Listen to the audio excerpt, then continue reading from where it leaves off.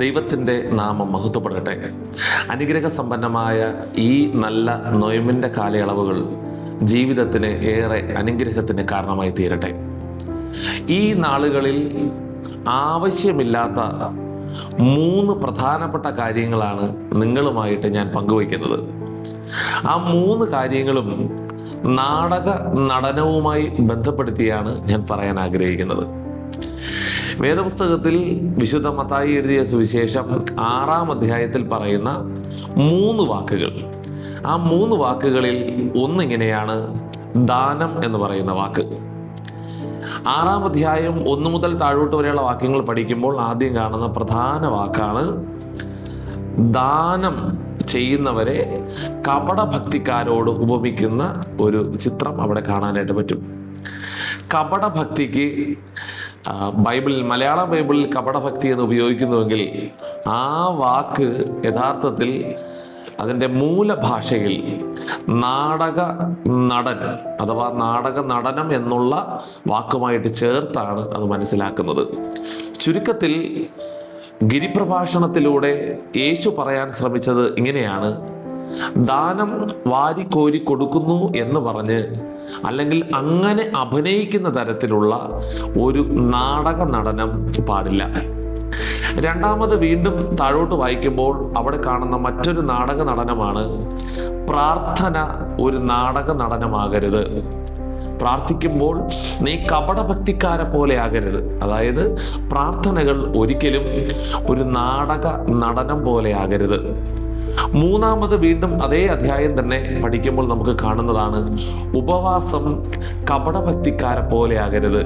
അതായത് ഉപവാസവും നാടക നടനം പോലെ ആകരുത്. എന്താ ഈ നാടക നടനത്തിന്റെ പ്രശ്നം? അഭിനയിക്കുക. ദാനധർമ്മം കൊടുക്കുന്നു എന്ന നിലയിൽ അഭിനയിക്കുക, പ്രാർത്ഥിക്കുന്നു എന്ന തരത്തിൽ അഭിനയിക്കുക, ഉപവസിക്കുന്നു എന്ന തരത്തിൽ അഭിനയിക്കുക.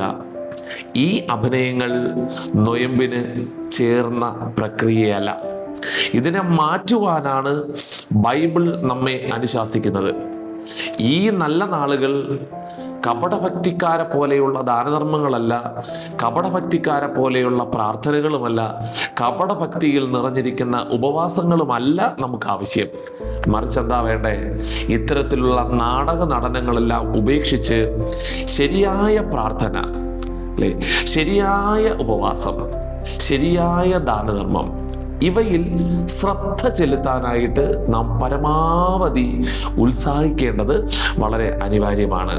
പ്രിയ ദൈവമക്കളെ, ദൈവം നമുക്ക് നൽകിയിരിക്കുന്ന വിഭവങ്ങൾ സന്തോഷത്തോടെ നാട്യങ്ങളില്ലാതെ വിതരണം ചെയ്യാനായിട്ട് ഈ നൊയമ്പുകാലം നമ്മളെ പഠിപ്പിക്കുകയാണ്. ദൈവം തന്നിരിക്കുന്ന ആശയവിനിമയ പാഠം ഉപയോഗിച്ചും ബുദ്ധി ഉപയോഗിച്ചും ദൈവകൃപ ഉപയോഗിച്ചും പരിശുദ്ധാത്മാവിൽ അഭിനയിക്കാതെ മറ്റുള്ളവർക്ക് വേണ്ടി ആത്മാർത്ഥമായി പ്രാർത്ഥിക്കുവാനാണ് ദൈവം നമ്മെ ഈ നാളുകളിൽ ആക്കി വച്ചിരിക്കുന്നത്. പ്രിയമുള്ളവരെ, ജീവിതത്തെ കുറെ കൂടെ വിശുദ്ധമാക്കി, ജീവിതത്തെ കുറെ കൂടെ നന്നായിട്ട് പ്രയോജനപ്പെടുത്തി ഉപവസിച്ച് കരയുവാനും പ്രാർത്ഥിക്കുവാനുമാണ് ദൈവം നമ്മെ വിളിച്ചിരിക്കുന്നത്.